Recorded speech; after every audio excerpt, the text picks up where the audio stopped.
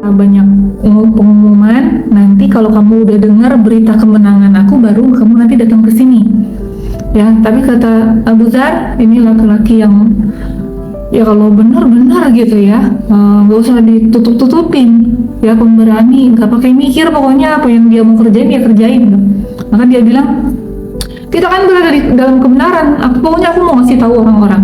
Maka dia pergi ke Masjidil Haram, ya. Setelah itu di tengah kerumunan orang dia berteriak, ya, gitu ya, wahai orang-orang Quraisy, aku bersaksi bahwa tidak Tuhan selain Allah dan Muhammad adalah hambanya dan rasulnya.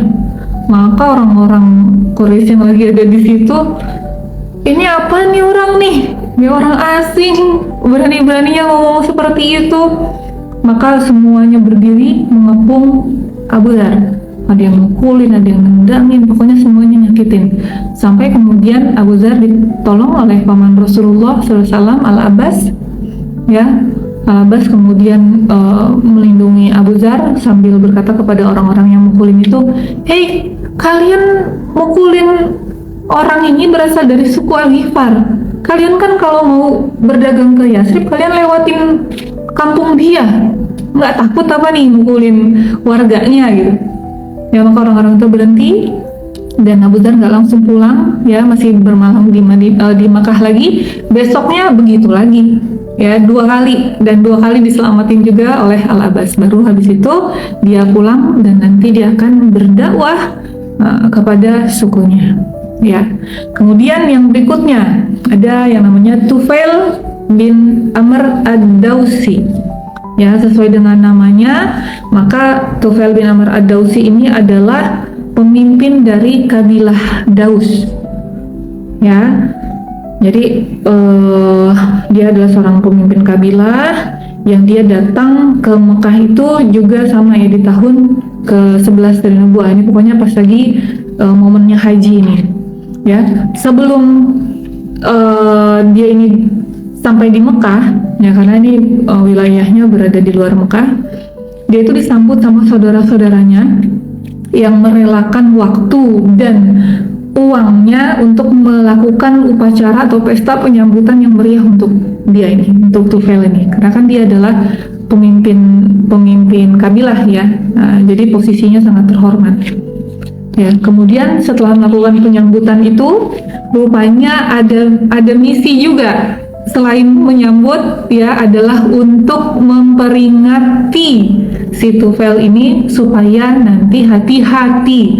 Ada seorang laki-laki yang dia ini membuat kekacauan di sini, yang dengan kata-katanya dia bisa menyihir seorang laki-laki bisa berpisah dengan bapaknya, seorang suami berpisah dengan istrinya, saudara dengan saudaranya, jadi ditakut-takutin.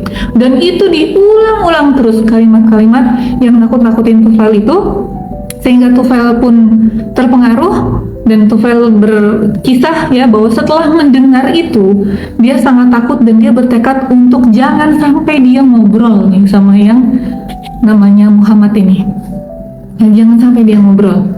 Saking takutnya dia masukin kapas ke dalam telinganya untuk dia nggak mau sama sekali dengar, karena udah dengar dari saudaranya jangan sampai kamu tersihir gitu ya. Nah, datanglah dia, namanya orang pergi berhaji pasti ke Ka'bah, ya, ke Masjidil Haram. Maka datang dia ke masjid itu, kebetulan, ya, qadarullah, Rasulullah SAW sedang sholat di sana. Ya, dan Tufail ini berdiri di dekat Rasulullah. Walaupun telinganya sudah disumpal sama kapas, Allah menakdirkan suara ayat-ayat yang dibaca oleh Rasulullah SAW dalam sholatnya masuk menembus kapas itu, yang menggetarkan gendang telinga Tufail dan menyentuh hatinya. Ya, maka setelah Rasulullah SAW selesai, ditegurlah oleh Tufail, ceritainlah Tufail, aku ini sampai nyempal telinga aku, saking aku takut aku nggak mau mendengar. Tapi apa yang aku dengar ini adalah sebuah hal yang baik. Ya, maka pada saat itu Rasulullah SAW pun segera memprospek, ya, langsung di prospeknya, apalagi Rasulullah juga tahu ini dia adalah orang yang bukan orang sembarangan lah gitu ya, orang yang sangat berpengaruh. Maka dia pun enggak langsung di situ ya. Jadi Rasulullah berdiri, ini dilakukannya di rumah Rasulullah. Jadi Rasulullah tuh berdiri selesai sholat, diikutin sama Tufail. Rasulullah masuk rumah, diikutin juga. Nah baru Tufail di rumah Rasulullah tuh cerita, ini saya begini. Nah udah terus langsung diprospek sama Rasulullah, ya kalau gitu kamu masuk Islam aja. Nanti selesai ini kamu pulanglah ke kabilahmu, maka ajaklah mereka untuk mengikuti apa yang kau sudah yakini. Ya, jadi diikutin dulu nih sama Tufail sampai ke rumahnya. Dan benar ya, nanti Tufail itu kembali ke kabilahnya benar-benar dengan telaten berdakwah kepada mereka. Ya, benar-benar dengan telaten ngajak ya. Kalaupun satu kabilah itu nggak langsung masuk Islam semua, ya sedikit ya, tapi dengan telaten dia mengajaknya. Ya, jadi dari sini kita bisa lihat ya bagaimana pola-pola penyebaran Islam.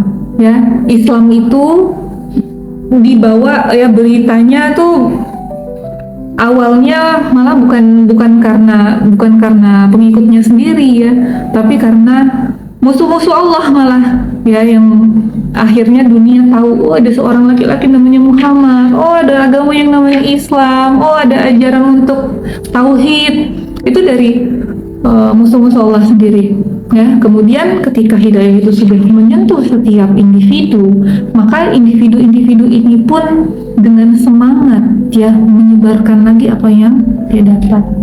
Maka beginilah cara bagaimana Islam menyebar sampai ke kita sekarang ya. Kayak itu jadi pelajaran juga buat kita ya, bahwa sekalipun kita misalnya berdakwah hanya kepada satu orang atau mengajak kebaikan, nggak usah kita bilang berdakwah ya, karena kita adalah ustadz enggak, tapi semua orang yang menyampaikan kebaikan itu esensinya sudah masuk ke dalam dakwah, mengajak gitu ya.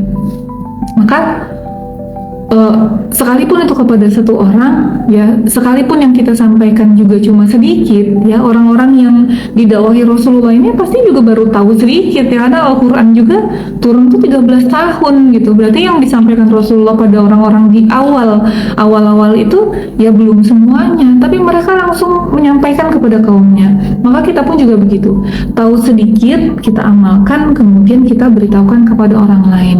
Kita nggak akan pernah rugi ya, kita men-sharing kebaikan yang kita tahu itu untuk orang lain ya. Kalau Allah ridho pasti akan ada hasilnya ya.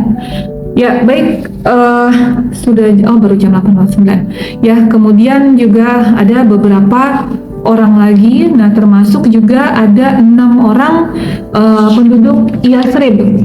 Ya, kalau tadi Iyas itu adalah penduduk suku Aus, maka ini 6 orang ada dari suku Khazraj di Yathrib ya, yang mereka juga kemudian akan masuk Islam ya. Dan pada saat mereka berislam di hadapan Rasulullah SAW, mereka bilang begini,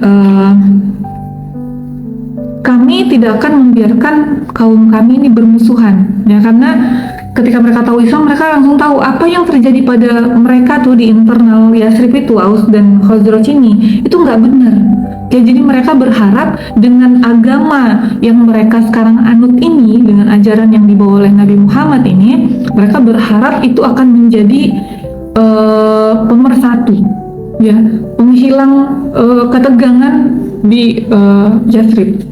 Dan setelah kejadian berislamnya 6 orang ini, dan mereka pulang untuk menyebarkan Islam, untuk memberitahukan informasi tentang Islam di Yathrib, sehingga tidak ada satu rumah pun di Yathrib ya pada tahun ke-11 itu, ke-11 dari Nubuah, yang tidak menyebut nama Rasulullah SAW ya. Jadi ini bahkan Mus'ab belum diutus nih, Rasulullah juga belum pernah ke sana, tapi nama Rasulullah SAW pada saat di akhir musim haji tahun ke-11 ini sudah disebut di setiap rumah di Yathrib.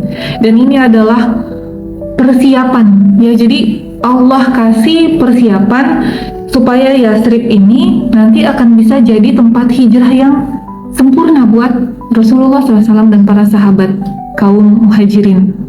Ya, baru di tahun ke-12-nya nanti Rasulullah SAW akan mengutus Mus'ab bin Umair untuk lebih menguatkan dakwah Islam di sana sebelum Rasulullah dan para sahabat hijrah ke sana. Ya, jadi makanya nanti kalau di kisah hijrah itu walaupun nanti kita akan masuk ke bab itu juga gitu ya, kita akan melihat bagaimana orang-orang Yasrib ini belum tahu tampang Rasulullah, bahkan mengiranya Abu Bakar itu Rasulullah ya di awal itu, tapi udah antusias banget nyambut Rasul, udah kayak orang rindu padahal ketemu aja belum pernah, ya kayak orang cinta padahal ngeliat wajahnya aja nggak tahu yang mana gitu. Jadi rupanya karena memang Islamnya udah didakwahin dulu di sana. Ya, jadi dari 6 orang pemuda Khazraj ini dan Mus'ab bin Umair. Nah, jadi buat pointer dikit ya, buat informasi bahwa sebelum Rasulullah SAW datang, maka di Yasrib itu ada 2 suku besar, yaitu Aus dan Khazraj. Nah, Aus dan Khazraj ini saling bermusuhan berkat nih kompor dari orang-orang Yahudi, dari Bani Nadir, Bani Quraidah, Bani apalagi tuh ya.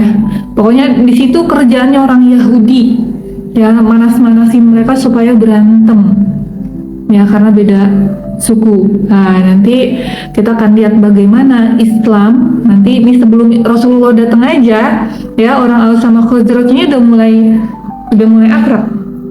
Nah, nanti ketika Rasulullah membawa Islam ke sana datang, maka kita akan melihat bahwa Madinah ini adalah prototipe kota Islam pertama atau negara Islam pertama yang nanti luar biasa. Nanti akan dibalik kondisinya oleh Rasulullah dari keterpurukan menjadi luar biasa Madinah itu ya. Ya baik, tapi kita harus bersabar untuk sampai ke bab itu ya, karena masih ada beberapa bab yang harus kita lalui. Ya, pemirsa, terima kasih sudah bergabung bersama kami. Semoga yang kita pelajari ini akan membawa manfaat untuk kehidupan kita, karena dalam setiap kehidupan ya, Rasulullah SAW itu merupakan kedua buat kita ya. Beliau adalah kedua, beliau adalah teladan buat seluruh manusia. Maka ambillah apa yang bisa kita amalkan dalam kehidupan kita dari setiap yang dicontohkan Rasulullah SAW. Baik, terima kasih semuanya. Kita tutup dengan hamdalah, alhamdulillahirabbil alamin, dan doa kafaratul majlis. Subhanakallahumma wa bihamdika asyhadu an la ilaha illa anta, astaghfiruka wa atubu ilaik. Assalamualaikum warahmatullahi wabarakatuh.